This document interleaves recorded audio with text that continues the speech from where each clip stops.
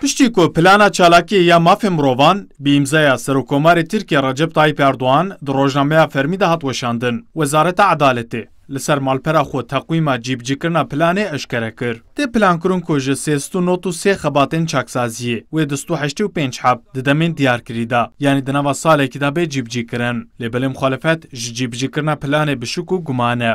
CHP bi raporekê eşkere kir. Ji roja plana mafê mirovan hatiye amadekirin û virva her roj bi dehan mafên civîn, meşû xwe pêşandanê û azadiya îfade û ramanê têbin pêkirin. Recep Tayyip Erdoğan'ın açıkladığı eylem planı bir masaldır. Plan diviya bu, peşî li binpêkirînên mafan bigirta, lê em dibînin ku binpêkirin kêm nebûne. Rejîma Qesrê bi salana bi avayekê sîstematik, makezagon û peymanên navdewletî binpê dike û cîbicî nake. Heta niha derbarê planê de çi gotibin, berova jîvan tiştan qevimîne. Ji loma em bawer nakin ev plan birêk û pêk bê cîbicîkirin.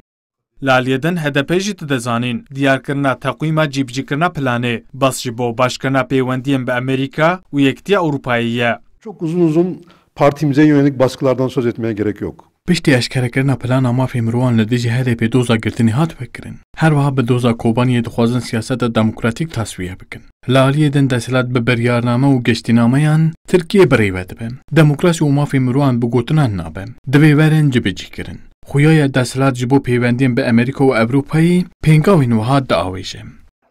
Li gorî rapora Komîsyona Mafê Mirovan a CHP piştî plana mafê mirovan hat amadekirin li Tirkiye 64 binpêkirinê mafên civîn, meş û xwepêşandanê, 96 car azadiya çepemenî û îfadeyê û 101 car jî mafê jiyanê hatiye binpêkirin û her wiha bas di meha adarê de çû li du rojnameger hatine darizandin û derbarê du rojnamegeran de jî lêpirsîn hatiye vekirin.